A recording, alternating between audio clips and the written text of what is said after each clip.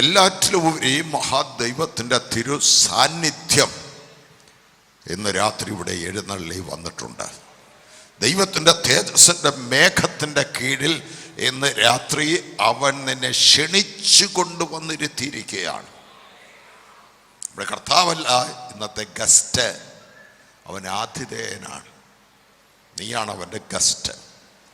ഓരോ മനുഷ്യനെക്കുറിച്ചും വിശദമായ വിവരങ്ങൾ അറിയാവുന്ന ആളാണ് കർത്താവ്. ഞാൻ ചോദിക്കട്ടെ, ഇവിടെ ഇരിക്കുന്ന ആരുടെയെങ്കിലും ഡേറ്റ് ഓഫ് ബർത്ത് നിങ്ങൾക്കറിയാമോ? അടുത്തിരിക്കുന്ന ആരുടെയെങ്കിലും ഒരാളുടെയെങ്കിലും, ചിലർക്ക് അവരുടെ പോലും ഡേറ്റ് ഓഫ് ബർത്ത് ഓർമ്മയില്ല. പക്ഷേ ഇവിടെ വന്നിരിക്കുന്ന മുഴുവൻ ആളുകളുടെയും ഡേറ്റ് ഓഫ് ബർത്ത് അറിയാവുന്ന ഒരാൾ ഇവിടെ വന്നിട്ടുണ്ട്. അത് യേശു ക്രിസ്തുവാണ്.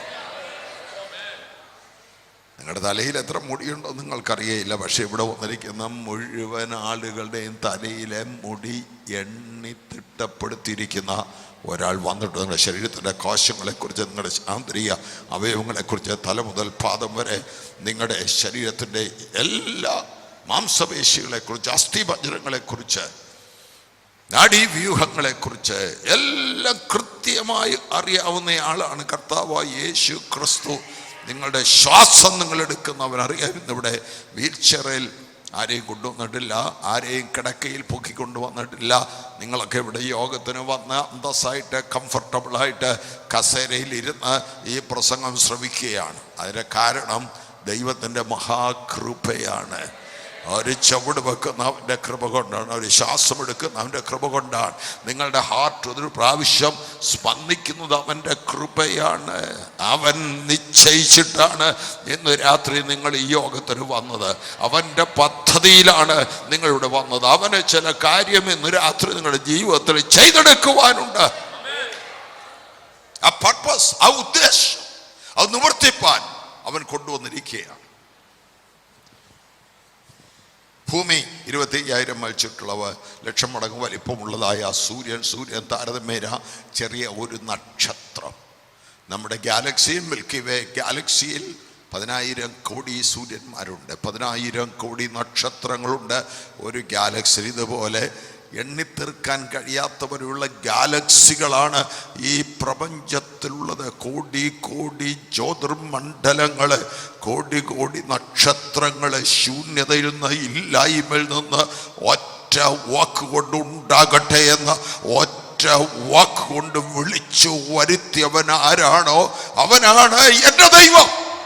അവൻ സർവശക്തൻ, അവൻ സർവജ്ഞാനി, അവൻ സർവവ്യാപി, ഈ പ്രപഞ്ചത്തിൽ ഒതുങ്ങാത്ത മഹാദൈവം. മനുഷ്യരാരും കണ്ടിട്ടില്ല, മനുഷ്യർക്കാർക്കും കാണാൻ കഴിയയില്ല.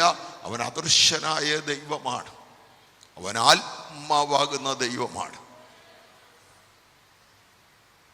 മനുഷ്യൻ ഈ വലിയ പ്രപഞ്ചത്തിലെ കോടി കോടി നക്ഷത്രങ്ങൾ, ഒരു നക്ഷത്രമായ സൂര്യൻ്റെ പല ഗ്രഹങ്ങളിൽ ഒരു ഗ്രഹമായ ഭൂമിയിൽ കോടി കോടി ജീവജാലങ്ങളുള്ളതിൽ ഒരു ജീവജാലമായ മനുഷ്യൻ എന്ന വർഗത്തിൽ ഒരാളാണ് നിങ്ങൾ. 70 വയസ്സ് 80 വയസ്സ് ആയുസ്സിൻ്റെ പരിധി.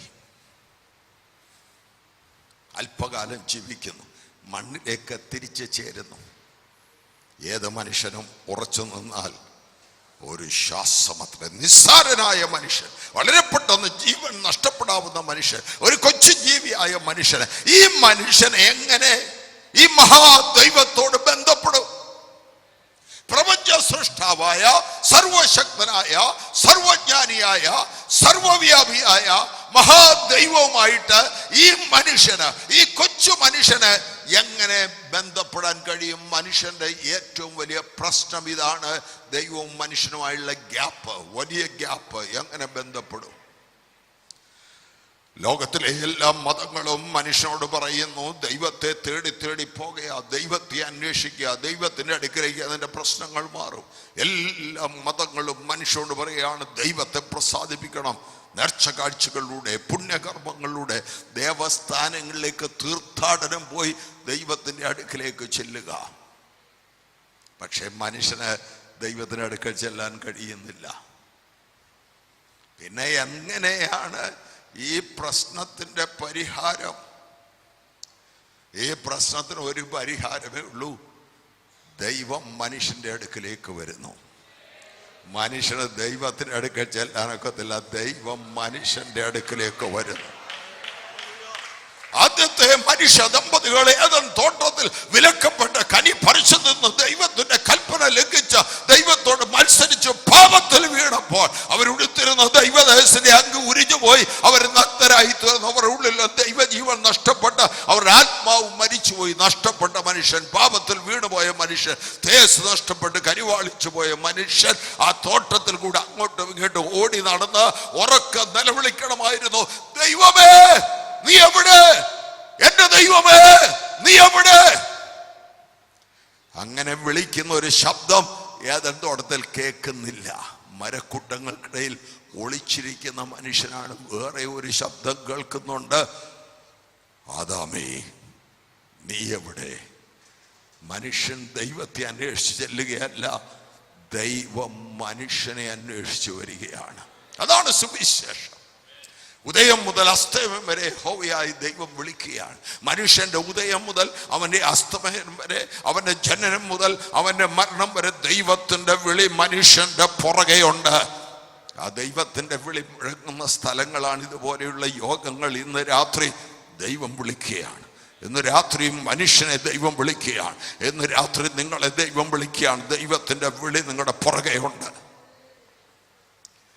ദൈവം മനുഷ്യനെ തേടി വന്ന ഏറ്റവും വ്യക്തമായ വെളിപ്പാട് ഉദാഹരണമാണ് ബേത്ലഹേമിലുള്ള പുൽത്തൊട്ടിയില്, കച്ചിമെത്തയില് കീറ്റുശീലകൾ കൊണ്ട് പൊതിഞ്ഞു കിടക്കുന്ന ഉണ്ണി ഈശോയെ നോക്ക്. അവൻ ആരാണ്? അവനിലല്ലോ ദൈവത്തിന്റെ സർവസമ്പൂർണതയും ദേഹരൂപമായി വസിക്കുന്നത്. ദൈവരൂപത്തിലിരിക്കുക, ദൈവത്തുള്ള സമത്വം മുറുകെ പിടിക്കുന്നത് അരയ്ക്കാതെ ദാസരൂപമെടുത്ത് തന്നെത്താൻ താഴ്ത്തി ക്രൂശിലെ മരണത്തോളം അവൻ അനുസരണമുള്ളവനായി തീർന്നു. എല്ലാം ഉരിഞ്ഞു വെച്ച് സ്വർഗത്തിൽ കോടി കോടി ദൂതന്മാർ ആരാധിച്ചുകൊണ്ടിരുന്ന സ്വർഗത്തിന്റെ മണിമകുടമായ ദൈവസുതൻ എല്ലാം അവിടെ ഉരിഞ്ഞു വെച്ചിട്ട് കൊച്ചു മനുഷ്യനായി വിശുദ്ധ കന്യാമറിയത്തിന്റെ ഉദരത്തില് ഒരു ചെറിയ കുഞ്ഞായിട്ട് വന്ന് പിറന്നു. അങ്ങനെ ഈ ഭൂമിയിൽ വന്നു. ദൈവം മനുഷ്യനായി വന്നു. ദൈവം മനുഷ്യന്റെ വേഷത്തിൽ വന്നു. ദൈവപുത്രൻ ഈ ഭൂമിയിൽ വന്ന ആദിയിൽ വചനമുണ്ടായിരുന്നു. വചനം ദൈവത്തോട് കൂടെയായിരുന്നു. വചനം ദൈവമായിരുന്നു. സകലവും അവൻ മുഖാന്തരമുള്ളവായി. ഉളവായതൊന്നും അവനെ കൂടാതെ ഉളവായതല്ല. ആ വചനം ശരീരമെടുത്ത് കൃപയും സത്യവും നിറഞ്ഞവനായി നമ്മുടെ ഇടയിൽ പാർത്തു. വചനമായ ദൈവം, പ്രപഞ്ച സൃഷ്ടാവായ ദൈവം തന്നെ മനുഷ്യനായി ഭൂമിയിൽ വന്നു, നമ്മുടെ ഇടയിൽ പാർത്തു. മനുഷ്യനെ തേടി വന്ന ദൈവം യേശു ക്രിസ്തു. ദൈവം നിങ്ങളെ തേടി വന്നതിന് പറയുന്നൊരു പേരുണ്ട്, ദൈവത്തിൻ്റെ കൃപ. ദൈവത്തിൻ്റെ കൃപയെന്ന് പറഞ്ഞാൽ അർഹതയില്ലാത്ത മനുഷ്യന് ദൈവം വെച്ചു നീട്ടുന്ന ദൈവത്തിൻ്റെ ദയവാണ്. ഒരു യോഗ്യതയും ഇല്ലാത്ത മനുഷ്യൻ്റെ പുറകെ നടന്ന് അവര് ദൈവം കൊടുക്കുന്ന ദൈവത്തിൻ്റെ ദാനമാണ് കൃപ. കൃപ കിട്ടിയ ഒരാൾക്കും, ഞാൻ ഉപവാസം ഇരുന്നുകൊണ്ട് കൃപ കിട്ടിയെന്ന് പറയാനൊക്കത്തില്ല, ഞാൻ വെള്ളവസ്ത്രം ധരിച്ചുകൊണ്ട് കൃപ കിട്ടിയെന്ന് പറയാനൊക്കത്തില്ല, ചെറിയ പ്രായം മുതൽ നല്ല സത്യസന്ധനായി ജീവിച്ചുകൊണ്ടാണ് ഈ കൃപ കിട്ടിയത്, അല്ലെ വിശ്വാസമുള്ള വീട്ടിൽ ഞാൻ ജനിച്ച് വളർന്നുകൊണ്ട് കൃപ എനിക്ക് കിട്ടിയെന്ന് ഇങ്ങനെയുള്ള ഒരു യോഗ്യതയും പറയുവാൻ കഴിയയില്ല. ഒരു യോഗ്യതയും ഇല്ലാത്തവനാണ് കൃപ കിട്ടുന്നത്. ഒരു അർഹതയും ഇല്ലാത്തവനാണ് കൃപ കിട്ടുന്നത്. ഒരു യോഗ്യതയും ദൈവത്തിൽ എഴുതേറ്റെന്ന് പുകഴുവാൻ കഴിയാത്ത ഒരാൾക്കാണ് ദൈവത്തിന്റെ കൃപ കിട്ടുന്നത്. നിന്റെ മുഴുവൻ യോഗ്യതയും റദ്ദാക്കി ക്യാൻസൽ ചെയ്ത് കളഞ്ഞു. അതിനുശേഷമാണ് നിനക്ക് കൃപ കിട്ടിയത്. ആദ്യം നിന്നെ തേടി വന്നത് കൃപയാണ്. നിന്റെ വീട്ടിൽ ഒരു സുവിശേഷകൻ സുവിശേഷമായി വരുന്നതിന് മുമ്പ് ദൈവത്തിൻ്റെ കൃപ അതിനു മുമ്പേ നിന്റെ വീടിനെ സന്ദർശിച്ചിരിക്കും. ഒരു ഗ്രാമത്തിൽ ഒരു സുവിശേഷൻ കാൽ ചവിട്ടുന്നതിന് മുമ്പ് ദൈവത്തിൻ്റെ കൃപ ആ ഗ്രാമത്തെ സന്ദർശിച്ചിരിക്കും. കൃപയുടെ പുറകെ മാത്രമേ സുവിശേഷകന് പോകാനൊക്കത്തുള്ളൂ. എങ്ങനെയാണ് നിങ്ങൾ ആത്മീയ അനുഭവത്തിൽ വന്നെന്നറിയാമോ? കൃപ നിങ്ങളെ തേടി വന്നു.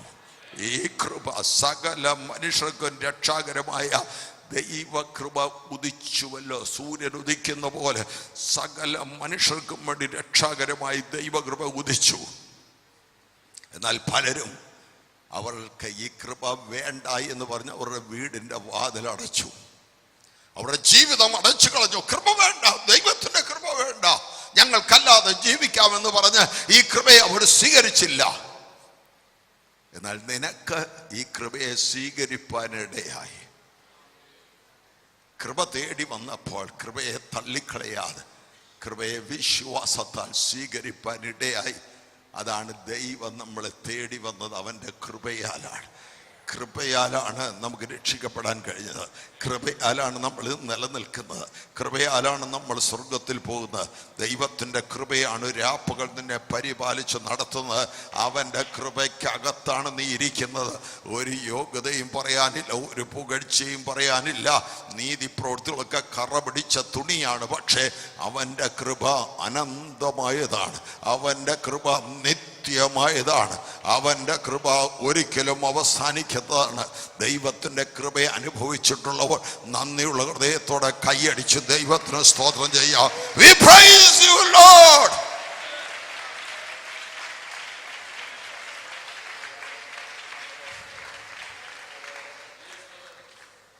മനുഷ്യന്റെ ഏറ്റവും വലിയ പ്രശ്നമായിരുന്ന മനുഷ്യനെങ്ങനെ ദൈവവുമായി ബന്ധപ്പെടാൻ കഴിയും എന്ന പ്രശ്നം പരിഹരിപ്പാൻ ദൈവം മനുഷ്യനെ തേടി വന്നു. ദൈവം മനുഷ്യനെ അന്വേഷിച്ചു വന്നു. ദൈവം മനുഷ്യനായി ഭൂമിയിലേക്ക് വന്നു. രണ്ടാമത്തെ പ്രശ്നം, മനുഷ്യന്റെ രണ്ടാമത്തെ പ്രശ്നം, ദൈവം പരിശുദ്ധനാണ്, ദൈവം നീതിമാനാണ്, ദൈവം കളങ്കമില്ലാത്തവനാണ്, ദൈവം ദഹിപ്പിക്കുന്ന അഗ്നിയാണ്. ഇപ്പോഴത്തെ മനുഷ്യനോ പാപിയായ മനുഷ്യൻ, വീണുപോയ മനുഷ്യൻ, കളങ്കമുള്ള മനുഷ്യൻ, താഴ്ചയുള്ള മനുഷ്യൻ, താഴ്ചയുള്ള കളങ്കമുള്ള പാപിയായ മനുഷ്യന് ഒരു വ്യത്യാസവുമില്ല. എല്ലാവരും പാപം ചെയ്ത് ഒരുപോലെ ദൈവ തേജസ് ഇല്ലാത്തവരായി തീർന്നു. നീതിമാൻ ആരുമില്ല, ഒരുത്തൻ പോലുമില്ല. എല്ലാവരും വഴിതെറ്റി ഒരുപോലെ കൊള്ളരുതാത്തവരായി തീർന്നു. നന്മ ചെയ്യുന്നവനില്ല, ഒരുത്തൻ പോലുമില്ല. എല്ലാ വായും അടഞ്ഞ് ദൈവസന്നിധിയിൽ കുറ്റവാളികളായി നിൽക്കുകയാണ്. അങ്ങനെ തെറ്റിപ്പോയ മനുഷ്യന്, പാപിയായ മനുഷ്യന്, പാപത്തിൻ്റെ മാലിന്യമുള്ള മനുഷ്യന്, പാപത്തിൻ്റെ ശമ്പളം മരണമത്രയെന്ന ദൈവത്തിൻ്റെ വിധിക്ക് വിധേയപ്പെടേണ്ട മനുഷ്യൻ, പാപം ചെയ്യുന്ന ദേഹി മരിക്കും ദൈവത്തിൻ്റെ വചനപ്രകാരം മരിക്കേണ്ട മനുഷ്യൻ, അവനെങ്ങനെയാണ് നീതിമാനായ ദൈവത്തോട് ബന്ധപ്പെടുന്നത്? അവനെങ്ങനെയാണ് പരിശുദ്ധനായ ദൈവത്തോട് ബന്ധപ്പെടുന്നത്? വലിയ ഗ്യാപ്പാണ്. അവിടെയും ദൈവം മുൻകൈയെടുത്തു. മനുഷ്യനു വേണ്ടി, മനുഷ്യനെ തേടി ഭൂമിയിൽ യേശു ക്രിസ്തു വന്നെന്ന് മാത്രമല്ല, മനുഷ്യൻ്റെ മുഴുവൻ പാപങ്ങളും തൻ്റെ മേൽ ഏറ്റെടുത്തുകൊണ്ട് 33 തിരുവയസ്സിൽ കാൽവരി ക്രൂശില് തൻ്റെ ജീവൻ വെച്ചു കൊടുത്തുകൊണ്ട് പാപിയായ മനുഷ്യന് ദൈവത്തിൻ്റെ അടുക്കിലേക്ക് വരാനുള്ള വഴി തുറന്നു വെച്ചു. മനസ്സിലായവർ കൈയടിച്ച് ദൈവത്തിന് സ്തോത്രം ചെയ്യാം. ഹല്ലേലൂയ. ഞാനിടുന്ന നേർച്ചപ്പണം കൊണ്ടല്ല ഞാൻ നീതീകരിക്കപ്പെടുന്നതിന്റെ പാപം മോചിച്ചു കിട്ടുന്നത്. ഞാൻ നിലത്ത് കിടന്ന് ഉരുളുന്നതുകൊണ്ടല്ല, മുട്ട നീന്തുന്നതുകൊണ്ടല്ല, 40 ദിവസം നോയമ്പ് നോക്കുന്നത് കൊണ്ടല്ല, എവിടെയെങ്കിലും തീർത്ഥാടനം പോകുന്നത് കൊണ്ടല്ല. എൻ്റെ പാപം മോചിക്കപ്പെടുന്നത് ഒരേ ഒരു മാർഗം, ഒരേ ഒരു രക്ഷകൻ. കാൽവറി ക്രൂശില് നമുക്ക് വേണ്ടി ജീവൻ വെച്ച് തന്ന, പെടഞ്ഞ് അവസാന തുള്ളി രക്തം വരെ ഈ ഭൂമിയിൽ ചിന്തിയ യേശു ക്രിസ്തു. ദൈവം ഒരുവനല്ലോ, ദൈവത്തിനും മനുഷ്യർക്കുമിടയിൽ മധ്യസ്ഥനും ഒരുവൻ, എല്ലാവർക്കും വേണ്ടി മറുവിലയായി തീർന്ന മനുഷ്യനായ ക്രിസ്തു യേശു തന്നെ. ഒരു വാക്യം ഞാൻ വായിപ്പിക്കാം. 1 കൊരിന്ത്യർ 1:30. 1 കൊരിന്ത്യർ 1:30. നിങ്ങളോ അവനാൽ ക്രിസ്തു യേശുവിൽ ഇരിക്കുന്നു, അവൻ നമുക്ക് യേശു ക്രിസ്തു നമുക്ക് ദൈവത്തിന്റെ ജ്ഞാനമാണ്. ദൈവം നമുക്ക് തന്ന ജ്ഞാനമാണ് ക്രിസ്തു. അടുത്ത വാചകം, അവൻ നമുക്ക് ദൈവത്തിങ്കൽ നിന്ന് ജ്ഞാനവും നീതിയും ശുദ്ധീകരണവും വീണ്ടെടുപ്പായി തീർന്നു. വീണ്ടെടുപ്പുമായി തീർന്നു. യേശു ക്രിസ്തുവാണ് നമ്മുടെ ജ്ഞാനം. യേശു ക്രിസ്തുവാണ് നമ്മുടെ നീതി. യേശു ക്രിസ്തുവാണ് നമ്മുടെ ശുദ്ധീകരണം. യേശു ക്രിസ്തുവാണ് നമ്മുടെ വീണ്ടെടുപ്പ്. എല്ലാം അവനാണ്. അവനില്ലാതെ നമുക്കൊന്നുമില്ല. നമ്മുടെ ജീവിതത്തിൽ എന്തെങ്കിലും നേട്ടമുണ്ടായെങ്കിൽ, മെച്ചമുണ്ടായെങ്കിൽ ഒറ്റ കാര്യമേ ഉള്ളൂ, യേശു ക്രിസ്തു നമ്മുടെ ജീവിതത്തിൽ വന്നു. നീ ആൾ മാറിയവനായി തീർന്നത് യേശു ക്രിസ്തു വന്നത് കൊണ്ടാണ്. നിന്റെ കുടുംബം ഉദ്ധരിക്കപ്പെട്ടത് യേശു ക്രിസ്തു വന്നത് കൊണ്ടാണ്. നിന്റെ ഉള്ളിൽ സമാധാനം കിട്ടിയത് യേശു ക്രിസ്തു വന്നത് കൊണ്ടാണ്. നിനക്ക് നിത്യജീവൻ കിട്ടിയത് യേശു ക്രിസ്തു വന്നത് കൊണ്ടാണ്. അവനാണ് നമ്മുടെ നീതി. 66 പുസ്തകങ്ങളുള്ള വിശുദ്ധ ബൈബിളിന്റെ തീം ഒറ്റ വാക്കിൽ പറഞ്ഞാൽ വീണ്ടെടുപ്പ്. വീണ്ടെടുപ്പാണ് തീം. വീണ്ടെടുപ്പുകാരനായ ക്രിസ്തുവാണ് ബൈബിളിന്റെ പ്രമേയം. ഉൽപ്പത്തി പുസ്തകം മുതൽ മലാഖി വരെയുള്ള 39 പുസ്തകങ്ങൾ ക്രിസ്തു ജനിക്കുന്ന മുമ്പ് എഴുതിയ പഴയ നിയമ പുസ്തകങ്ങളാണെങ്കിലും അതിൻ്റെ എല്ലാം തീം ഇതാണ്. യേശു ചൊരിഞ്ഞ പരിശുദ്ധ രക്തത്തിന്റെ ശക്തിയാൽ മനുഷ്യനുണ്ടാകുന്ന വീണ്ടെടുപ്പിനെ കുറിച്ച് നിഴലായിട്ട്, പ്രതിരൂപമായിട്ട്, പ്രതീകമായിട്ട് പഴയ നിയമത്തിൽ ചേർത്തിരിക്കുകയാണ്. പഴയ നിയമം വരാനുള്ള ക്രിസ്തുവിൻ്റെ ഒരുക്കമാണ്, പ്രിപ്പറേഷൻ. ഈ ലോകത്ത് ഒരുക്കുകയാണ്. ഉൽപ്പത്തി 1 മുതൽ 11 വരെയുള്ള അധ്യായങ്ങളിൽ ലോകത്തിൻ്റെ പൊതുവായ ചരിത്രം പറഞ്ഞിട്ട് 12ാം അധ്യായത്തിൽ അബ്രഹാമിനെ കുറിച്ച് പറഞ്ഞ അബ്രഹാമിനെ, അവൻ്റെ കുടുംബത്തിൻ്റെയും അവൻ്റെ സന്തതി പരമ്പരയുടെയും ചരിത്രമാണ് മലാഖി വരെയുള്ള പുസ്തകങ്ങളിൽ. ഈ ജനം മശിയയ്ക്ക് വേണ്ടി കാത്തിരുന്നു. ഈ ജനത്തിന് വാഗ്ദത്തം കൊടുത്തു. ഈ ജനത്തിന് ന്യായപ്രമാണം കൊടുത്തു. ഈ ജനത്തിന് പ്രവാചകന്മാരെ കൊടുത്തു. അവർ ലോകത്തെ ഒരുക്കുകയായിരുന്നു മശിയയ്ക്ക് വേണ്ടി. സുവിശേഷങ്ങൾ 4 പുസ്തകങ്ങൾ മശിയയുടെ പ്രത്യക്ഷതയാണ്, വെളിപ്പെടലാണ്, മാനിഫെസ്റ്റേഷനാണ്. അപ്പോസ്തലപ്രവൃത്തികളിൽ ഈ രക്ഷകനെ കുറിച്ചുള്ള പ്രൊപ്പഗേഷനാണ്, പ്രചാരമാണ്. സകല സൃഷ്ടിയോട് ജീവൻ കൊടുത്തുകൊണ്ട് ക്രിസ്തുവിനെ കുറിച്ച് അറിയിക്കുന്ന ചരിത്രമാണ് അപ്പോസ്തലപ്രവൃത്തികൾ. പിന്നെയുള്ളത് ലേഖനങ്ങളാണ്. റോമാലേഖനം മുതൽ യൂദയുടെ ലേഖനം വരെ ലേഖനങ്ങളാണ്, എക്സ്പ്ലനേഷനാണ്. യേശു ക്രിസ്തുവിനെ കുറിച്ച്, അവൻ്റെ ഉപദേശങ്ങളെ കുറിച്ചുള്ള വിശദീകരണമാണ്. വെളിപ്പാട് പുസ്തകത്തിൽ കൺസ്യൂമേഷനാണ്, പരിസമാപ്തിയാണ്.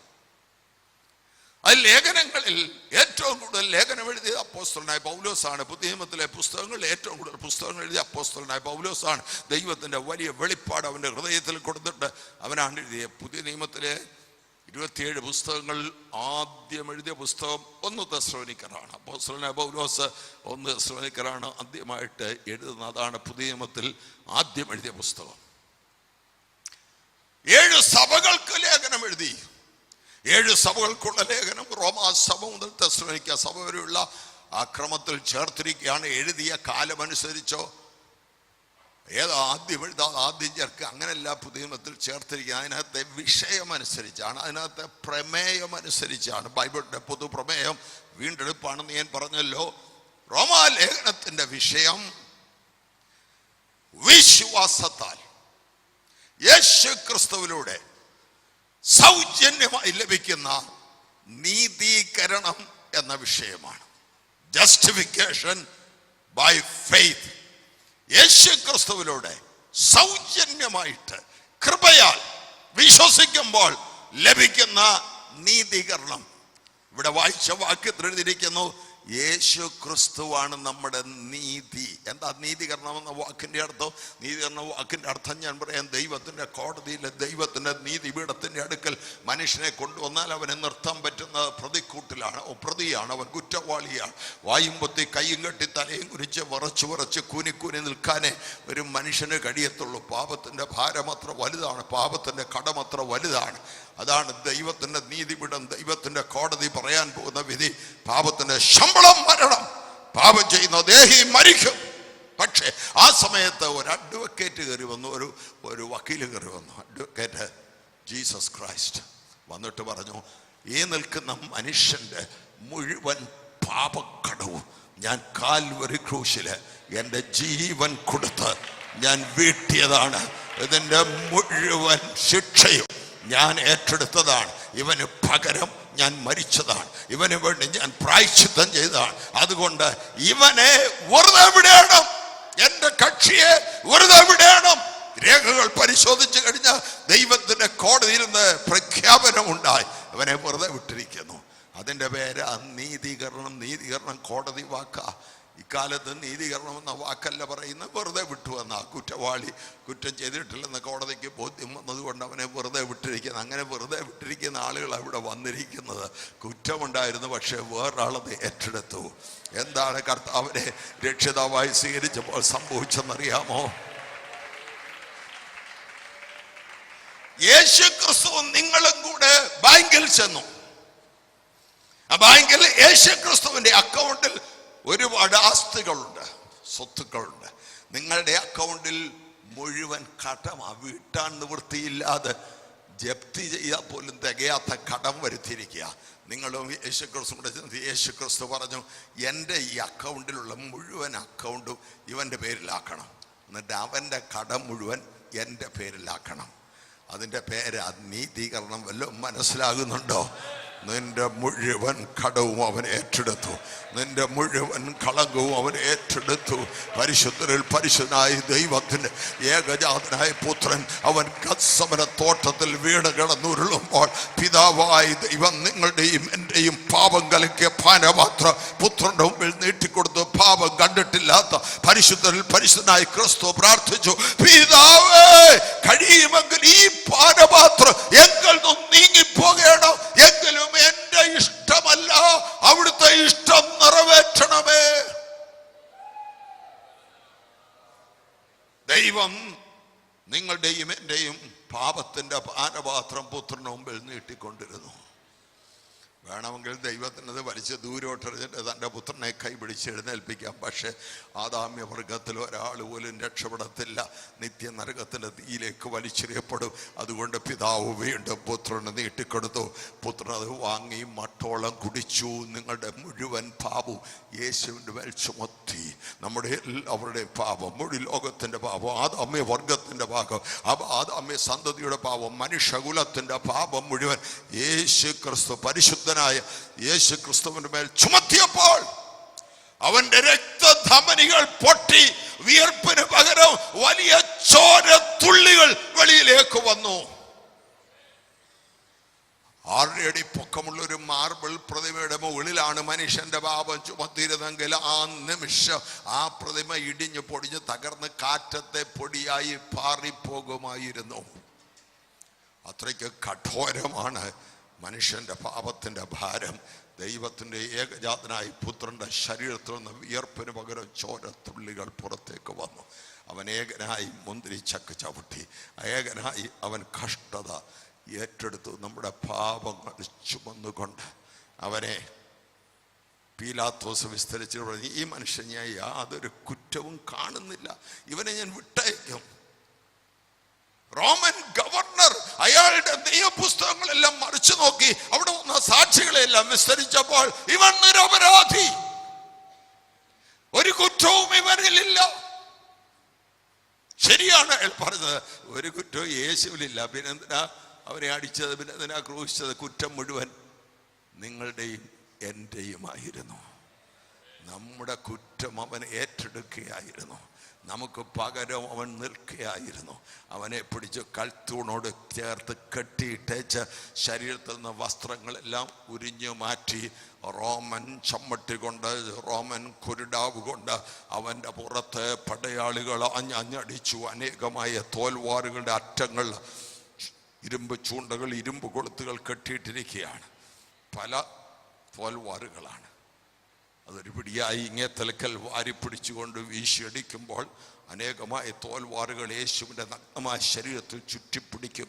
അതിൻ്റെ അറ്റങ്ങളുള്ള ഇരുമ്പ് ചൂണ്ടകൾ, ഇരുമ്പ് കൊളുത്തുകൾ അവൻ്റെ മാംസം കീറി ആഴത്തിലിറങ്ങും. പടയാളി ചാട്ട വലിച്ചെടുക്കുമ്പോൾ അത്രയും സ്ഥലത്തെ മാംസം കീറിപ്പോരും. നെടുകൈ കുറുകയും അവനെ അടിച്ചു, അനേക പ്രാവശ്യം അവനെ അടിച്ചു. അറക്കുവാൻ കൊണ്ടുവന്ന ആടിനെ പോലെ അവനെ അടിച്ചു, ഒരു ദയവുമില്ലാതെ അവനെ അടിച്ചു. മാംസം കീറി പറഞ്ഞു പോയിട്ട് അവൻ്റെ അസ്ഥികളെല്ലാം എണ്ണത്തക്കവണ്ണം കാണാമായിരുന്നു. ആ മുറിവുകൾക്ക് പറയുന്ന ഒരു പേരുണ്ട്. ആ മുറിവുകൾക്ക് പറയുന്ന പേരാണ് അടിപ്പിണർ. അതിനകത്താണ് നിന്റെ രോഗശാന്തി ദൈവം വെച്ചത്. അവന്റെ അടിപ്പിണരുകളാൽ നമുക്ക് സൗഖ്യം വന്നുമിരിക്കുന്നു. അവന്റെ അടിപ്പിണറിലാണ് നിന്റെ ആത്മാവിന്റെ സൗഖ്യം. അവന്റെ അടിപ്പിണറിലാണ് നിന്റെ മനസ്സിന്റെ സൗഖ്യം. അവന്റെ അടിപ്പിണറിലാണ് നിന്റെ ശരീരത്തിന്റെ സൗഖ്യം. കഴിഞ്ഞ കാലങ്ങളിൽ നീ കൊണ്ടു നടക്കുന്ന ഹൃദയത്തിന്റെ എന്തെങ്കിലും മുറിവുകളോ വേദനകളോ ഉണ്ടെങ്കിൽ അവന്റെ അടിപ്പിണറാലുള്ള സൗഖ്യത്തിന്റെ ശക്തി ഇന്ന് രാത്രി ഇവിടെ വ്യാപരിക്കുന്നുണ്ട്. പരിശുദ്ധാത്മ നിറവിൽ ദൈവത്തിന്റെ വചനം പ്രസംഗിക്കുന്നിടത്തല്ല വചനത്തോടൊപ്പം അതിവേഗത്തിൽ സഞ്ചരിക്കുന്ന ദൈവത്തിന്റെ വചനം സൗഖ്യമാക്കുന്നു. ഇന്ന് രാത്രി ഈ പ്രസംഗം കേട്ടുകൊണ്ടിരിക്കുമ്പോൾ തന്നെ തല മുതൽ പാദം വരെ വ്യാപരിക്കുന്ന രോഗശാന്തിയുടെ കൃപ നിങ്ങളെ സൗഖ്യമാക്കുന്ന നാടിഞരമ്പുകൾ, അസ്ഥിപഞ്ജരങ്ങൾ, മാംസാപേശികളിൽ, ആന്തരികങ്ങളിൽ പോരാടി നിൽക്കുന്ന സകല രോഗബന്ധനങ്ങളും ഇന്ന് രാത്രി മാറട്ടെ. കർത്താവിന്റെ നാമത്തിൽ നിങ്ങൾക്ക് സൗഖ്യം, കർത്താവിന്റെ നാമത്തിൽ നിങ്ങൾക്ക് വിടുതൽ. 2016 ആണ്ട് നിന്റെ വിടുതലിന്റെ വർഷമാണ്. ഈ വർഷം നീ ജയത്തിന്റെ കൊടിയുയർത്തുന്ന വർഷമാണ്. ദുഷ്ടപിശാച് കെട്ടിയ കെട്ടുകളെ വലിച്ചു പൊട്ടിക്കുന്ന വർഷമാണ് 2016. ഇന്ന് രാത്രി ഇവിടെ നീ ആരാധിച്ചുകൊണ്ടിരിക്കുമ്പോൾ നിന്റെ പെരയ്ക്കകത്ത് ദൈവത്തിന്റെ അത്ഭുതം നടക്കുകയാണ്. ദൈവത്തിന്റെ ദൂതന്മാർ അവിടെ ഇറങ്ങി വന്ന് പോരാടി നിൽക്കുന്ന ദുഷ്ടശക്തികളെ വെട്ടി വീഴ്ത്തുകയാണ്. ഇന്ന് രാത്രി നിന്റെ വിടുതലിന്റെ രാത്രിയാണ്. ഇന്ന് രാത്രി നിന്റെ അത്ഭുതത്തിന്റെ രാത്രിയാണ്.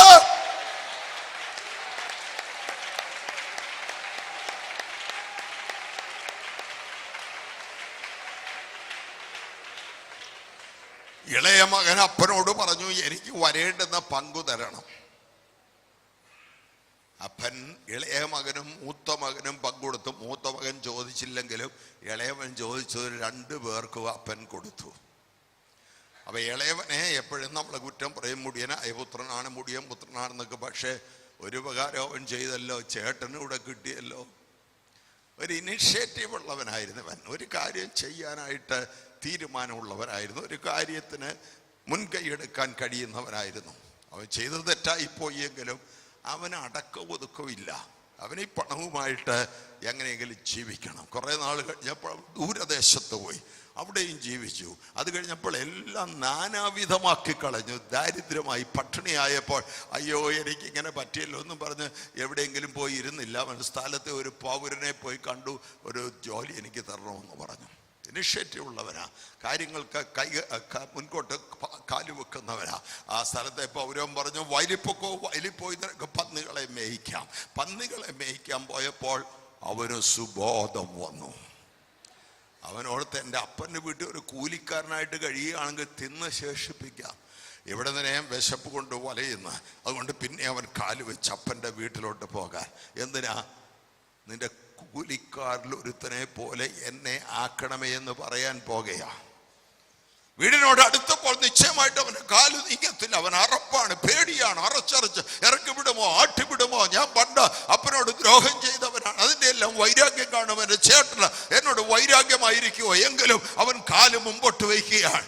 അടുത്ത് ചെന്നപ്പോൾ അവൻ അറച്ചറച്ച് നിൽക്കുക, പതുക്കെ നീങ്ങത്തുള്ളൂ. പക്ഷേ ബൈബിളിൽ എഴുതിയിരിക്കുന്നു, അപ്പൻ മകനെ കണ്ട് അവൻ്റെ അടുക്കലേക്ക് ഓടിച്ചെന്നു. മകനല്ല ഓടിച്ചെന്നത്, അപ്പനാ ഓടിച്ചെന്ന്. മനുഷ്യ, നിനക്ക് വരാവുന്നിടത്തോളം ദൂരം നീ ദൈവത്തിൻ്റെ അടുക്കൽ വാ. ബാക്കി ദൂരം നിന്റെ അടുക്കലേക്ക് ഓടി വന്ന് നിന്നെ സ്വീകരിപ്പാൻ ദൈവം ഒരുക്കമാണ്.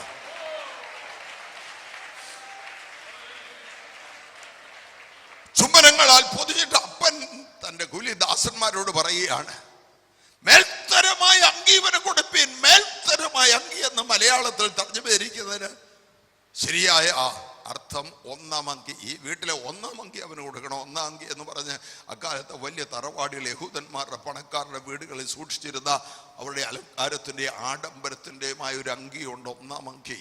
അത് ആ വീട്ടിലെ കാരണവർ മാത്രം വിശേഷ അവസരങ്ങൾ, പെരുന്നാളുകൾക്ക്, വിവാഹത്തിനൊക്കെ ധരിക്കുന്ന ഒന്നാം അങ്കി, അവരുടെ പ്രൗഢി കാണിക്കുന്ന. അപ്പൻ പറയുക, ഇവൻ കീറിപ്പറഞ്ഞ് ഉടുപ്പായിട്ട് വന്നേക്കല്ലേ, ആ ഒന്നാം അങ്കി എടുത്ത് ഇവനെ ഇടുവിക്ക്. ആ വീട്ടിലെ ഏറ്റവും പ്രൗഢിയുടെയും അവിടുത്തെ വീട്ടുകാരൻ വീട്ടിലെ മകനാണ്, കൂലിക്കാരനല്ല, അവകാശിയാണെന്ന് കാണിക്കത്തക്കോണം അപ്പൻ്റെ ഒന്നാം അങ്കി തന്നെയാണ് മടങ്ങി വന്നവനെ ഇടിവിച്ചത്. എന്താ അതിൻ്റെ അർത്ഥമെന്നറിയാമോ? നീ മാനസാന്തരപ്പോൾ, നീ രക്ഷിക്കപ്പെട്ടപ്പോൾ നിന്റെ കറ പിടിച്ച തുണിയൊക്കെ ചിരണ്ടി കളയുകയല്ല, അതോടെ ദൂരെ കളഞ്ഞിട്ട് യേശു ക്രിസ്തുവിൻ്റെ നീതിയുടെ അങ്കി നിന്നെ ധരിപ്പിച്ചിരിക്കുകയാണ്. യേശു ക്രിസ്തുവിൻ്റെ നീതിയുടെ അങ്കി നിന്നെ ധരിപ്പിച്ചത് കൊണ്ട് അപ്പൻ്റെ വീട്ടിൽ നീ കൂലിക്കാരനല്ല, ഇവിടെ നീ അഭയാർത്ഥിയല്ല, ദൂരെ നിന്നുകൊണ്ട് കൈനീട്ടി വല്ലോം തരണമേ എന്ന് വിളിക്കുന്നവനല്ല. തത്സമയത്ത് സഹായത്തിലുള്ള കൃപ ലഭിക്കേണ്ടതിന് ധൈര്യത്തോടെ കൃപാസനം വരെ അടുത്ത് ചെല്ലുവാൻ തക്കോണം നിനക്ക് പ്രാഗൽഭ്യമുണ്ട്. അവിടെ വാദ്യഘോഷമുണ്ടായി, അവിടെ നൃത്തഘോഷമുണ്ടായി. അപ്പൻ്റെ വീടാണെങ്കിൽ ഉറക്കം തൂങ്ങിയിരിക്കുകയല്ല ആളുകൾ. അപ്പൻ്റെ വീട്ടിൽ ഘോഷമുണ്ട്, അപ്പൻ്റെ വീട്ടിൽ വാദ്യഘോഷമുണ്ട്.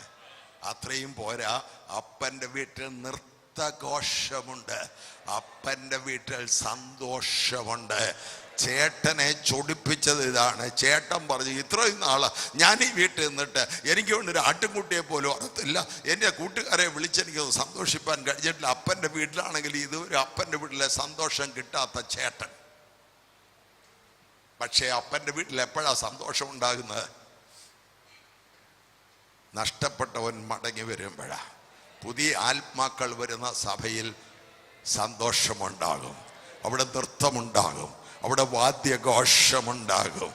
അവിടുത്തെ വിശ്വാസികൾ, അവരുടെ സന്തതികളുണ്ടായി, അവർക്ക് കൊച്ചുമക്കളുണ്ടായി വളരുന്ന സഭയിൽ ഈ ചേട്ടൻ പറഞ്ഞ പോലെ പറയേണ്ടി വരും. ആരെങ്കിലും ഒരുത്തൻ പുറകെ വന്ന് ഹല്ലേലൂയ എന്ന് പറഞ്ഞാൽ മുമ്പിലിരിക്കുമല്ല തിരിഞ്ഞു നോക്കും, ആരാ ഇവിടെ ശല്യമുണ്ടാക്കാൻ വന്നതെന്ന്.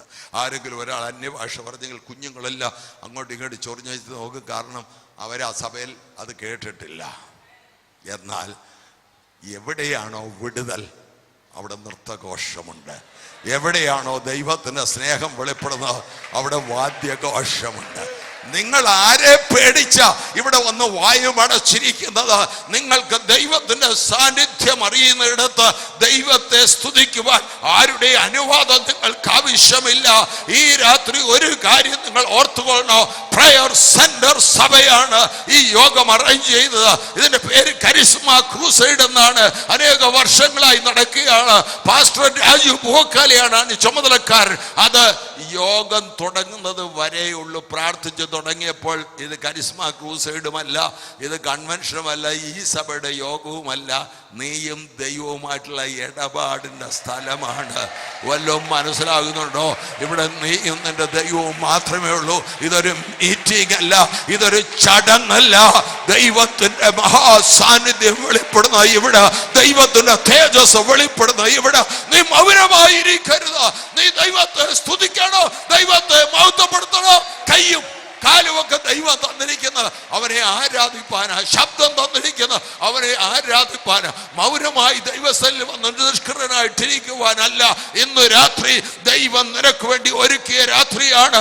ഇന്ന് രാത്രി നിന്റെ രോഗശാന്തിയുടെ രാത്രിയാണ്. ഇന്ന് രാത്രി ദുഷ്ടശക്തികൾ കെട്ടിയ ബന്ധനങ്ങൾ വലിച്ചു പൊട്ടിക്കുന്ന രാത്രിയാണ്. ഇന്ന് രാത്രി ദൈവത്തിന്റെ അഭിഷേകം ഒരൊറ്റ മുതൽ മറ്റേ അറ്റം വരെ വ്യാപിക്കുന്ന രാത്രിയാണ്. അഭിഷേകം നുകത്തെ തകർക്കുന്നു. നിനക്ക് വിരോധമായി, നിന്റെ കുടുംബത്തിന് വിരോധമായി, നിന്റെ തലമുറയ്ക്ക് വിരോധമായി, നിന്റെ നന്മയ്ക്ക് വിരോധമായി, നിന്റെ ഉയർച്ചയ്ക്ക് വിരോധമായി പൊരുതി നിൽക്കുന്ന ദുഷ്ടശക്തികളുടെ മേൽ ഇന്ന് രാത്രി നീ ജയമെടുക്കുക.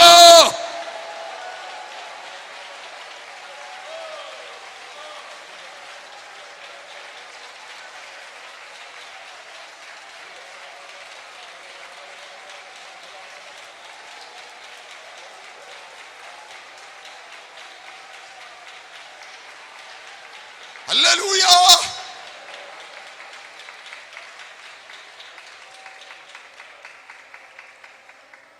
നീതീകരണം ആരംഭിക്കുന്നത് എങ്ങനെയാണെന്ന് അറിയണം. റോമാലേഖനം 8-28 വാക്യത്തിൽ ദൈവത്തെ സ്നേഹിക്കുന്നവർക്ക് നിർണയപ്രകാരം വിളിക്കപ്പെട്ടവർക്ക് തന്നെ സകലവും സകലവും സകലവും നന്മയ്ക്കായി കൂടി വ്യാപരിക്കുന്നു. അത് മാത്രം എടുത്ത് നോക്കിയാൽ തിന്മയാണെന്ന് തോന്നും. പക്ഷെ അങ്ങനെയുള്ള കുറെ കൊച്ചു തിന്മകൾ ചേർത്ത് ദൈവം വലിയ നന്മയുണ്ടാക്കും. എത്രയൊക്കെ മനസ്സിലാവേണ്ട ഞാൻ പറയുന്ന കാര്യം, ദൈവത്തിൻ്റെ നന്മകൾ ഒരുപക്ഷെ ഈ ഭൂമിയിൽ വെച്ച് നിനക്ക് മനസ്സിലാകുന്നില്ല. നിത്യതയിൽ നീ ചെന്ന് കഴിയുമ്പോൾ തിരിഞ്ഞു നോക്കി പറയും, ഇപ്പോഴാ ദൈവമേ എനിക്ക് മനസ്സിലായത് നന്മയ്ക്കാണ്, നന്മയ്ക്കാണ്. അതുകൊണ്ട് അവിടെ ചെല്ലുമ്പോൾ കണ്ണുനീര് തുടയ്ക്കുമെന്ന് പറഞ്ഞാൽ അവിടെ ചെന്ന് ഇതൊക്കെ ഓർക്കുമ്പോൾ കണ്ണുനീര് വരും. സങ്കടത്തിൻ്റെ കണ്ണുനീരല്ല, അയ്യോ ദൈവം അങ്ങനെ അതിനാണല്ലോ ചെയ്തത്, ദൈവത്തിൻ്റെ പ്രവൃത്തി അതായിരുന്നല്ലോ, എനിക്ക് മനസ്സിലായില്ലോ എന്ന് പറഞ്ഞ് കണ്ണു നിറയുമ്പോൾ ദൈവം അവരുടെ കണ്ണിൽ നിന്ന് കണ്ണുനീരെല്ലാം തുടച്ചു കളയും. Hallelujah, hallelujah. ദൈവത്തെ സ്നേഹിക്കുന്നവരുടെ കാര്യമാണ്. ദൈവത്തെ സ്നേഹിക്കാത്തവൻ, പാപത്തിൽ ജീവിക്കുന്നവൻ, മദ്യപിച്ച് കാറോടിച്ച് അപകടത്തിൽപ്പെട്ട് മരിച്ചെങ്കിൽ അവൻ്റെ വീട്ടിൽ ചെന്ന് ഈ വാക്യം പറയണ്ട. ഈ വാക്യം ദൈവത്തെ സ്നേഹിക്കുന്നവർക്ക്. എല്ലാവരും പറയുന്നുണ്ട് എല്ലാം നന്മയ്ക്കാ കേട്ടോ, എല്ലാം നന്മയ്ക്കാ, ഇതുവരെ നടന്ന നന്മയ്ക്ക്, ഇനി നടക്കാൻ പോകുന്ന നന്മയ്ക്ക്, ഇപ്പം നടന്നത് നന്മയ്ക്ക്. നല്ല കാര്യമാണ് പറയാൻ. പക്ഷേ ബൈബിൾ വാക്യം അവരുടെ കാര്യമല്ല. ദൈവത്തെ സ്നേഹിക്കുന്നവർക്ക്, നിർണയപ്രകാരം വിളിക്കപ്പെട്ടവർക്ക് തന്നെ സകലവും നന്മയ്ക്കായി കൂടി വ്യാപരിക്കുന്നു. മുന്നറിഞ്ഞവരെ, ദൈവം മുന്നേ അറിഞ്ഞവരെ, ദൈവത്തിന്റെ പുത്രൻ അനേകം സഹോദരന്മാരിൽ ആദ്യജാതനാകേണ്ടതിന് അവന്റെ സ്വരൂപത്തോട് അനുരൂപരാകുവാൻ മുൻ നിയമിച്ചു. അതാണ് അടുത്ത വാക്യം. എന്താ നിർണയപ്രകാരം വിളിക്കപ്പെട്ടതെന്ന് പറഞ്ഞാൽ അതിൻ്റെ അർത്ഥം പറയാം. നിർണയപ്രകാരം വിളിക്കപ്പെട്ടതെന്ന് പറഞ്ഞാൽ വെറുതെ പറയാനൊരു ശൈലിയല്ല. നിർണയം എന്ന് പറയുന്നത് ഇപ്പോഴത്തെ നിർണയമല്ല. ലോക സ്ഥാപനത്തിന് മുമ്പ് സ്വർഗത്തിലെ ദൈവം നിശ്ചയിച്ചു നിന്റെ പേര് കൂടെ അവൻ്റെ സഭയ്ക്കകത്ത് പുത്രന്റെ രക്തം കൊണ്ട് വീണ്ടെടുക്കപ്പെടുന്നവരുടെ കൂട്ടത്തിൽ നീയും കൂടെ ഉണ്ടെന്ന് അന്നേ ദൈവം തീരുമാനിച്ചു. ലോക സ്ഥാപനത്തിന് മുമ്പ്. ഒരുപക്ഷെ നിന്റെ അയൽക്കാരില്ല, നിന്റെ നാട്ടുകാരില്ല, നിന്നേക്കാൾ പഠിത്തമുള്ളവരില്ല, നിന്നേക്കാൾ പണമുള്ളവരില്ല, ഔദ്യോഗിക സ്ഥാനങ്ങളോ ഭരണകർത്താക്കളോ ആയിരിക്കുന്ന ഉന്നതന്മാരുടെ പേരുകളില്ലെങ്കിലും ദൈവത്തിന് പ്രസാദം തോന്നി നിന്റെ പേര് കൂടെ ചേർക്കാൻ എന്നെടുത്തു. ലോക സ്ഥാപനത്തിന് ക്രിസ്തു യേശുവിൽ അവൻ നമ്മെ തെരഞ്ഞെടുത്തു. കാൽവരി ക്രൂശിൽ യേശു കിടന്നപ്പോൾ അവൻ സന്തതിയെ കണ്ടു, ദീർഘായുസ് പ്രാപിച്ചു. ക്രൂശിൽ കിടന്നുകൊണ്ട് യേശു കണ്ട സന്തതി ഏതാ? അവൻ്റെ രക്തത്താൽ വീണ്ടെടുക്കപ്പെടുന്ന അവൻ്റെ സഭയാ. ആ ക്രൂശിൽ കിടന്നുകൊണ്ട് അവൻ കണ്ടു ആരൊക്കെയാ രക്ഷിക്കപ്പെട്ടു വരുന്ന ഓരോ കാലഘട്ടത്തിൽ വിശ്വാസത്തിൽ വരുന്ന ആരാണ്. അന്ന് ക്രൂശിൽ കിടന്നുകൊണ്ട് അവൻ കണ്ടവരുടെ കൂട്ടത്തിൽ നിന്നെയും കണ്ടത് കൊണ്ടാ ഇന്ന് രാത്രി ഇവിടെ വന്ന് ദൈവത്തെ സ്തുതിക്കുന്നത്. വല്ലതും മനസ്സിലായെങ്കിൽ കൈയടിച്ച് ദൈവത്തിന് സ്തോത്രം ചെയ്യാം. We praise you, Lord.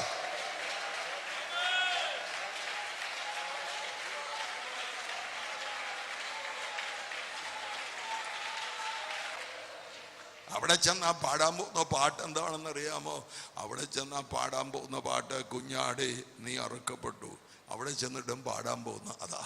ഒരു പുതിയ പാട്ട് പാടുന്നെന്ന് അവിടെ എഴുതിയേക്കുന്നത്. അത് പുതിയ പാട്ടായി എന്ന് പറഞ്ഞാൽ തൊട്ട് മുമ്പ് പാടിയ പാട്ട് ആവർത്തിക്കുകയല്ല, ഓരോ പ്രാവശ്യവും പാടുമ്പോൾ അത് പുതുമയുള്ളതാ. നേരത്തെ പറഞ്ഞ സ്തോത്രം ആവർത്തിച്ച് പറയുന്നല്ല. പിന്നത്തെ സ്തോത്രം, ഓരോ സ്തോത്രവും പുതിയ സ്തോത്രമാണ്. ഓരോ സ്തോത്രവും നിന്റെ അകത്തുനിന്ന് വരുന്ന, ഓരോ സ്തോത്രം നിന്റെ ഹൃദയത്തിൽ നിന്ന് വരുന്നതാണ്. വെള്ളം തിളച്ചു മറിയുന്നത് പോലെ പരിശുദ്ധാത്മാവിൻ്റെ ചൂട് നിന്റെ അകത്ത് വരുമ്പോൾ നിന്റെ അകത്തുനിന്ന് തിളച്ചു മറിയുന്നതാണ് ആരാധന. ആരാധന പ്രേരണയാലല്ല, അകത്തുനിന്ന് ദൈവം തരുന്ന പ്രേരണയാണ്. ആരാധന ആരെങ്കിലും കാണിക്കാനല്ല. ഇടത്തും വലത്തും ഇരിക്കുന്ന ആളുകൾ മൗനമായിട്ടിരുന്നു കൊള്ളട്ടെ, അത് നീ ശ്രദ്ധിക്കണ്ട. നിനക്ക് വാ തന്നത് അവനെ സ്തുതിക്കുവാൻ. ഇന്നിവിടെ വന്നിട്ട് കുറെ സ്തോത്രം ചെയ്തിട്ടേ പോകാവുള്ളൂ. ഇന്നിവിടെ വന്നിട്ട് അവനെ ആരാധിച്ചിട്ടേ പോകാവുള്ളൂ. ഇന്നിവിടെ വന്നിട്ട് പരിസരം മറന്ന് ദൈവത്തെ സ്തുതിച്ചു കൊള്ളണം. അത് നഷ്ടമല്ല. ദൈവത്തെ സ്തുതിക്കുന്നത് നഷ്ടമല്ല. അത് വെറുതെ ആയി തീരത്തില്ല, വ്യർത്ഥമായി തീരത്തില്ല. പരിശുദ്ധാത്മാവിൽ ആരാധിക്കുവാൻ അവൻ നമ്മെ തെരഞ്ഞെടുത്തതാണ്. സ്വർഗത്തിൽ ചെല്ലുമ്പോൾ അപ്പോസ്തലനായ യോഹന്നാൻ തുറന്ന സ്വർഗത്തിലേക്ക് ഇവിടേക്ക് കയറി വരിക എന്ന് പറഞ്ഞനുസരിച്ച് കയറി ചെന്ന് അവിടെ ചെന്നപ്പോൾ 24 മൂപ്പന്മാർ സിംഹാസനങ്ങളിൽ ഇരിക്കുക. അവരുടെ തലയിൽ കിരീടമുണ്ട്. കിരീടം വെച്ചോണ്ട് 24 മൂപ്പന്മാരിയ്ക്കുക. സ്വർഗത്തിൽ ചെല്ലുമ്പോൾ ആരാ? പുതിയ നിയമസഭയുടെ പ്രതിനിധികളായി 12 പേരും പഴയ നിയമസഭയുടെ പ്രതിനിധികളായി 12 പേരും, അങ്ങനെ 24 മൂപ്പന്മാർ സഭയായിരിക്കുന്നത്. സഭയെ പ്രതിനിധീകരിക്കുകയാണ് അവർ. എങ്ങനെ ഇരിക്കുന്നത്? സിംഹാസനത്തിൽ. എങ്ങനെയിരിക്കുന്ന? തലയിൽ കിരീടം വെച്ചുകൊണ്ടാ. എന്തൊരു സന്തോഷമായിരിക്കും. ഇവിടെ കല്ലേറ് കൊണ്ട് മരിച്ച സ്തെഫാനോസിനെ പോലെയുള്ള ആളുകൾ, ക്രൂശിക്കപ്പെട്ട് മരിച്ച പത്രോസിനെ പോലെയുള്ളവർ, നീറോയുടെ വാൾ കൊണ്ട് കഴുത്ത് വെട്ടിച്ഛേദിക്കപ്പെട്ട പൗലോസിനെ പോലെയുള്ളവരൊക്കെ സിംഹാസനങ്ങൾ ഇരിക്കുമ്പോൾ കിരീടം വെച്ചായിരിക്കുന്നത്. നല്ല കാര്യമാണ്, നല്ല കാര്യം. ആ സമയത്ത് ദൈവത്തിൻ്റെ സിംഹാസനത്തിൽ ഇരിക്കുന്നവൻ്റെ വലം കയ്യിൽ അകത്തും പുറത്തും എഴുത്തുള്ള 7 മുദ്രയുള്ള ഒരു പുസ്തകം. അപ്പോൾ ഒരാൾ വിളിച്ചു ചോദിച്ചു, സിംഹാസനത്തിൽ ഇരിക്കുന്നതിൻ്റെ വലം കയ്യിൽ ആ പുസ്തകം വാങ്ങുവാനും അതിന്റെ മുദ്ര പൊട്ടിപ്പാനും യോഗ്യൻ ആരുള്ളൂ? ആരെയും കാണാഞ്ഞത് കൊണ്ട് യോഹന്നാൻ ഇരുന്ന് കരഞ്ഞു. ഈ പുസ്തകം വാങ്ങിച്ച് മുദ്ര പൊട്ടിച്ച് അത് വായിക്കാൻ യോഗ്യനായിട്ട് ആരുമില്ല. അപ്പോൾ യോഹന്നാനെ ബാധിക്കുന്ന പുസ്തകം അത് മനുഷ്യവർഗത്തിൻ്റെ വീണ്ടെടുപ്പിൻ്റെ ആധാരമായി, ഈ ഭൂമിയുടെ വീണ്ടെടുപ്പിൻ്റെ ആധാരവും പിടിച്ചുകൊണ്ട് ഇരിക്കുക ദൈവം. ഈ പുസ്തകം വായിക്കാനോ മുദ്ര പൊട്ടിക്കാനോ ഇത് വായിക്കാനോ ആരുമില്ല. ആരെയും കാണാഞ്ഞുകൊണ്ട് യോഹന്നാൻ കരഞ്ഞപ്പോൾ മൂപ്പന്മാരിൽ ഒരുത്തന് യോഹന്നാനോട് പറഞ്ഞു, യോഹന്നാനെ കരയണ്ട, യഹൂദ ഗോത്രത്തിലെ സിംഹവും ദാവീദിന്റെ വേരുമായവൻ ആ പുസ്തകം വാങ്ങുവാനും അതിനെ മുദ്ര പൊട്ടിപ്പാനും അത് വായിക്കുവാനും യോഗ്യനായിരിക്കുന്നു. യഹൂദ ഗോത്രത്തിലെ സിംഹം ആർക്കും വഴിമാറിക്കൊടുക്കാത്ത കർത്താവായ യേശു ക്രിസ്തു ജയം പ്രാപിച്ചിരിക്കുന്നു. സിംഹത്തെ കാണുവാൻ യോഹന്നാൻ തിരിഞ്ഞു നോക്കിയപ്പോൾ അവിടെ സിംഹമല്ല, ഒരു കുഞ്ഞാട് അറുക്കപ്പെട്ടതുപോലെ നിൽക്കുന്നത് ഞാൻ കണ്ടു. യഹൂദ ഗോത്രത്തിലെ സിംഹം ജയം പ്രാപിച്ചെന്നാ പറഞ്ഞത്. പക്ഷേ യോഹന്നാൻ നോക്കിയപ്പോൾ സിംഹത്തെ കണ്ടില്ല, അറുക്കപ്പെട്ട ഒരു കുഞ്ഞാടിനെയാണ് കണ്ടത്. അതെങ്ങനെ നിൽക്കുക അറുക്കപ്പെട്ട കുഞ്ഞാട്? അതെന്താ കാരണം? അവൻ സിംഹമാണെങ്കിലും സിംഹമായിട്ട് വന്നല്ല അവൻ ജയമെടുത്തത്. അവൻ വന്നത് കുഞ്ഞാടായിട്ടാണ്. മനുഷ്യവർഗത്തിൻ്റെ പാപങ്ങളെ തൻ്റെ മേൽ ചുമന്നുകൊണ്ട് കാൽവരി ക്രൂശിൽ അറുക്കപ്പെട്ട ദൈവത്തിൻ്റെ കുഞ്ഞാടായി അവൻ തീർന്നത് കൊണ്ടാണ് വീണ്ടെടുപ്പൊരുക്കിയത്. പക്ഷെ ഒരു വ്യത്യാസമുണ്ട്, ഏത് ആടിനെ അറുത്താലും അത് താഴെ കിടക്കത്തേ ഉള്ളൂ, അറുത്തിടാനേ ഒക്കത്തുള്ളൂ. പക്ഷെ ഈ കുഞ്ഞാടിനെ അറുത്തിട്ടും അത് നിൽക്കുക. ഈ കുഞ്ഞാടിനെ അറുത്തിട്ടും അത് നിൽക്കുക. ഈ കുഞ്ഞാട് കാൽവരി ക്രൂശിൽ അവൻ മരിച്ചു എങ്കിലോ 3-ാം നാൾ അതിരാവിലെ അവൻ ശക്തിയോടെ ഉയർത്തെഴുന്നേറ്റു. അവൻ കല്ലറയെ പിളർന്ന് അവൻ പാതാളത്തെയും മരണത്തെയും തോൽപ്പിച്ച് താക്കോൽ പിടിച്ചു വാങ്ങി ദുഷ്ടപിശാചിന്റെ ലൂസിഫറിന്റെ തലയെ ചവിട്ടി മെതിച്ച് അവൻ ഇപ്പോഴും നിൽക്കുക. അപ്പോൾ മൂപ്പന്മാരെല്ലാവരും സിംഹാസനത്തിനിറങ്ങി താഴോട്ട് വീണു. അറുക്കപ്പെട്ട കുഞ്ഞാടിനെ കണ്ടാൽ പിന്നെ ഇവർക്കൊന്നും സിംഹാസനത്തിൽ ഇരിക്കാനില്ല. ആരാധന ശരിക്കും അങ്ങനെയാ. നമ്മുടെ ഇരിപ്പിടങ്ങളുണ്ടല്ലോ, മനസ്സിൻ്റെ സിംഹാസനങ്ങൾ, അതിൽ നിന്ന് താഴോട്ട് ഇറങ്ങാൻ കഴിയുന്നവനെ ദൈവത്തെ ആരാധിക്കാനൊക്കത്തുള്ളൂ. അവരെ സിംഹാസനങ്ങൾ താഴോട്ടിറങ്ങി തലയെ വെച്ച കിരീടം പൊക്കിയെടുത്ത് കുഞ്ഞാടിൻ്റെ മുമ്പിലേക്ക് ഇട്ടിട്ട് അവർ നിലത്തോട്ട് വീണ് കിടന്നുകൊണ്ട് അവർ ആരാധിച്ചു. എന്താ ആരാധന? കുഞ്ഞാട് നീ സ്തുതിക്ക് യോഗ്യൻ, നീ സ്തുതിക്ക് യോഗ്യൻ, നീ അറുക്കപ്പെട്ടു, നിന്റെ രക്തം കൊണ്ട് ഞങ്ങൾ വിലക്കു വാങ്ങി, ഞങ്ങൾ ഭൂമിയിൽ വാഴും എന്നൊരു പുതിയ പാട്ട് അവർ പാടുകയാണ്. അവിടെ ചെന്നാലും പാടാൻ പോകുന്ന അറുക്കപ്പെട്ട കുഞ്ഞാടിനെ കുറിച്ചാണ്. അവിടെ ചെന്നാലും പാടാൻ പോകുന്ന യേശുവിൻ്റെ രക്തത്തെക്കുറിച്ചാണ്. യേശുവിൻ്റെ രക്തത്തിൻ്റെ ശക്തി നിനക്ക് കാവൽ ചെയ്യുക. യേശുവിൻ്റെ രക്തത്തിൻ്റെ ശക്തിൻ്റെ ചുറ്റുമുള്ളത് കൊണ്ടാണ് ദുഷ്ടപിശാചിനെ നിന്നെ തൊടാൻ കഴിയാത്ത. നിന്നെ ജീവനോടെ വിഴുങ്ങുവാൻ ശത്രു താല്പര്യപ്പെട്ടു നിന്റെ നേരെ പാഞ്ഞു വരുമ്പോൾ സ്വർഗത്തിൽ നിന്നൊരു ശബ്ദമുണ്ട്, അടയാളമുള്ള ഒരുത്തിനെയും തൊടരുത്. എന്താ അടയാളം? രക്തത്തിൻ്റെ അടയാളമുണ്ട്. അറുക്കപ്പെട്ട പസാക്കുഞ്ഞ രക്തത്തിൻ്റെ അടയാളമുണ്ട്. രക്തത്തിൻ്റെ അടയാളമുള്ളത് കൊണ്ട് നിന്റെ വീട്ടിലേക്ക് കയറി വരുവാൻ സംഹാരദൂതന് കഴിയയില്ല.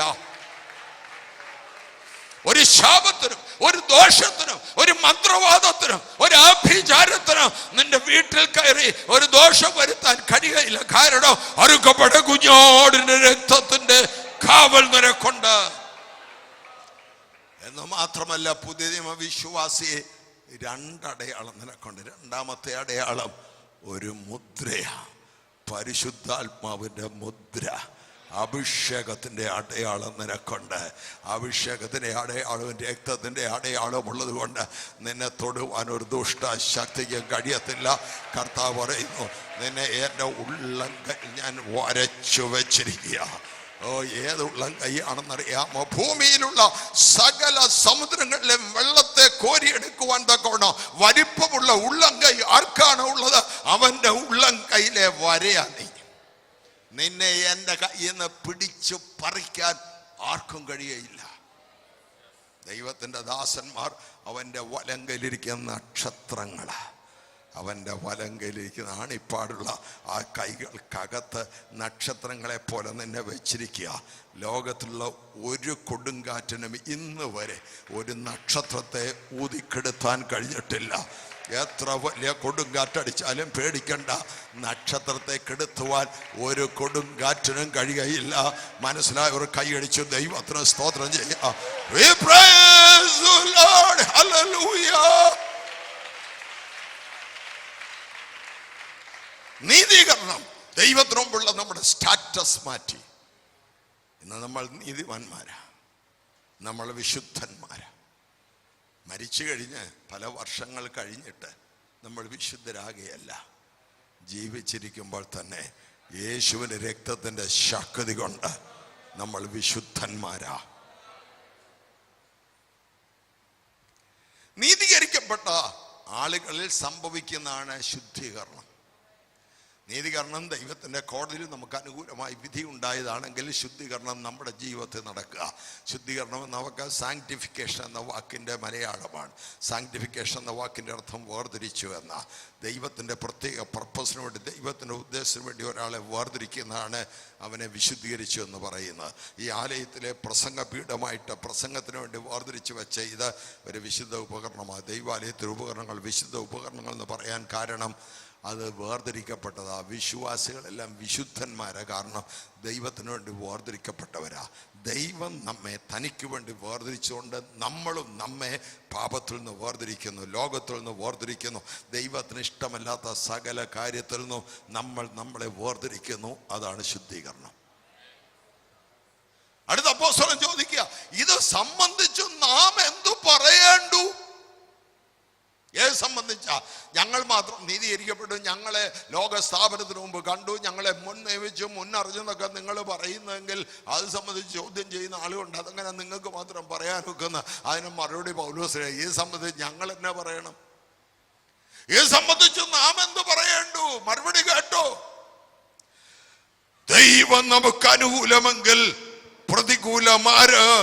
നീതീകരിക്കുന്നവൻ ദൈവം, കുറ്റം ചുമത്തുന്നവൻ ആര്? വേറെ ഒരു മറുപടി നമുക്ക് പറയാനില്ല. ദൈവം ഞങ്ങൾക്ക് അനുകൂലമായി. എന്താ കാര്യമൊന്നും ഞങ്ങൾക്ക് അറിയത്തില്ല. ദൈവം ഞങ്ങൾക്ക് അനുകൂലമായി.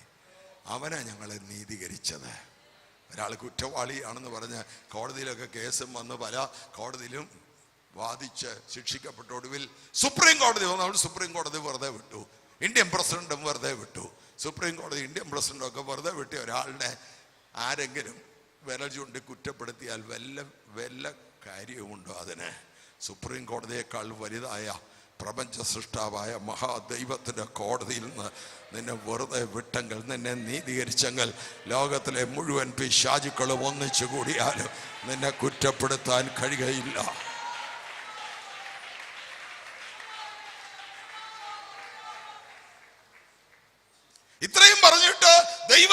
കൃപ വർദ്ധിച്ച പൗലോസ് എഴുതുകയാണ്, സ്വന്തം പുത്രനെ ആദരിക്കാതെ, തന്റെ ഏകജാതനായ ദേവകുമാരനെ ആദരിക്കാതെ നമുക്കെല്ലാവർക്കും വേണ്ടി ഏൽപ്പിച്ചു തന്നവൻ അവനോടുകൂടെ സകലവും സകലവും സകലവും സകലവും സകലവും സകലവും സകലവും നൽകാതിരിക്കുമോ? ദൈവത്തിന് ഏകജാതനായ പുത്രനെ തരാൻ തക്കണം. ദൈവം നിന്നെ സ്നേഹിച്ചെങ്കിൽ രോഗശാന്തി തരാതിരിക്കുമോ? ദൈവത്തിന് ഏകജാതനായ യേശുവിനെ നിനക്ക് വേണ്ടി തരാൻ ദൈവത്തിന് കഴിയുമെങ്കിൽ നിന്റെ പ്രാർത്ഥനയ്ക്ക് മറുപടി തരാതിരിക്കുമോ? ദൈവത്തിന് ഏകജാതനെ ദൈവം നിനക്ക് വേണ്ടി തന്നെങ്കിൽ അവൻ നിനക്ക് വിടുതൽ അയക്കാതിരിക്കുമോ? ദൈവത്തിന്റെ ഏകജാതനായ പുത്രനെ യേശു ക്രിസ്തുവിനെ നിനക്ക് വേണ്ടി ക്രൂശിൽ തകർത്തെങ്കിൽ അവൻ നിനക്ക് വേണ്ടി അത്ഭുതം ചെയ്യാതിരിക്കുമോ? ദൈവത്തിന്റെ ഏകജാതനായ പുത്രനെ ദൈവം നിനക്ക് വേണ്ടി തന്നെങ്കിൽ അവനോട് കൂടെ യേശുവിനോട് കൂടെ സകലവും സകലവും സകലവും സകലവും സകലവും സകലവും സകലവും നൽകാതിരിക്കുമോ?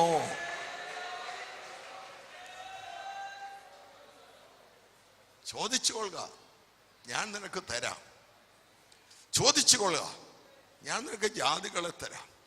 ചോദിച്ചുകൊള്ളുക, ഞാൻ നിനക്ക് വംശങ്ങളെ തരാം. ചോദിച്ചുകൊള്ളുക, ഞാൻ നിനക്ക് ഭൂമിയുടെ അറ്റങ്ങളെ തരാം. എന്താ കിട്ടാത്തത്? ചോദിക്കാത്തതുകൊണ്ട് കിട്ടുന്നില്ല. നിങ്ങൾ പ്രാർത്ഥനയിൽ അപേക്ഷിക്കാത്തതുകൊണ്ട് നിങ്ങൾക്ക് ലഭിക്കുന്നില്ല എന്ന് കർത്താവ് പറഞ്ഞു. നീ ചോദിക്ക്. നിന്റെ പ്രാഗൽഭ്യം വലുതാ, നിന്റെ അവകാശം വലുതാ. നിന്റെ അവകാശം തിരിച്ചറിയണം. യേശുവിനെ തന്നവൻ ഇനി ഒന്നും ബാക്കി വെക്കത്തില്ല. കാരണം ബാക്കിയല്ല, യേശുവിനേക്കാൾ ചെറുതാ. സ്വർഗത്തിന് ഏറ്റവും വിലയേറിയത് യേശുവാ. സ്വർഗത്തിൻ്റെ മണിമകുടം, സ്വർഗത്തിൻ്റെ കോഹിനൂർ രത്നം യേശുവാ. യേശു ക്രിസ്തുവിനെ നമുക്ക് വേണ്ടി തരാമെങ്കിൽ ഇനി വല്ലതും മാറ്റി വെക്കുവോ? ബാക്കിയല്ല, അതിനേക്കാൾ ചെറുതല്ലേ? നിനക്ക് വേണ്ടി പുറപ്പെട്ടിട്ടുണ്ട് ദൈവത്തിൻ്റെ അത്ഭുതം. നിനക്ക് വേണ്ടി സ്വർഗത്തിൽ നിന്ന് പുറപ്പെട്ടിട്ടുണ്ട് ദൈവത്തിൻ്റെ വിടുതൽ. നിനക്ക് വേണ്ടി സ്വർഗത്തിൽ നിന്ന് പുറപ്പെട്ടുണ്ട് അത്ഭുത രോഗശാന്തി. നിനക്ക് വേണ്ടി സ്വർഗത്തിൽ നിന്ന് പുറപ്പെട്ടിട്ടുണ്ട് നിന്റെ പ്രാർത്ഥനയുടെ മറുപടി, അത്ഭുത മറുപടി. നിനക്ക് വേണ്ടി സ്വർഗത്തിൽ നിന്ന് പുറപ്പെട്ടിട്ടുണ്ട് എന്ന് രാത്രി നീ പ്രതീക്ഷയോടെ ഇരുന്ന് കൊള്ളുക. വിശ്വാസത്താൽ സ്തോത്രം ചെയ്തു കൊള്ളുക. കർത്താവെ മറുപടി തന്നോണ്ട് സ്തോത്രം, കർത്താവെ അത്ഭുതം തന്നോണ്ട് സ്തോത്രം. വിശ്വാസത്താൽ ഞാൻ സ്തോത്രം പറയുകയാണ്.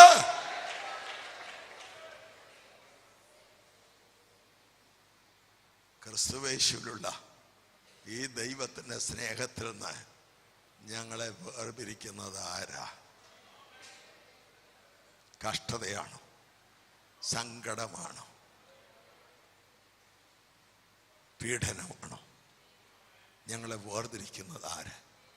ഉയരത്തിനോ ആഴത്തിനോ ഇപ്പോൾ ഉള്ളതിനോ വരുവാനുള്ളതിനോ ദൂതന്മാർക്കോ വാഴ്ചകൾക്കോ അധികാരങ്ങൾക്കോ ഞങ്ങളെ വേർതിരിക്കാൻ കഴിയത്തില്ല.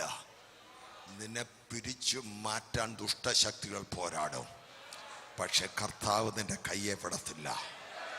നീ മരുഭൂമിയിൽ കൂടെ പോകുമ്പോൾ പല ദുഃഖങ്ങൾ നിനക്കുണ്ടാകും, പല സങ്കടമുണ്ടാകും. അപ്പോൾ നിന്റെ ഹൃദയത്തിൽ ഒരു ശബ്ദം കേൾക്കും, ഭയപ്പെടണ്ട, ഞാൻ നിന്റെ കൈക്ക് പിടിച്ചിട്ടുണ്ട്. ഞാൻ നിന്നെ ഒരു നാളും കൈവിടുകയില്ല.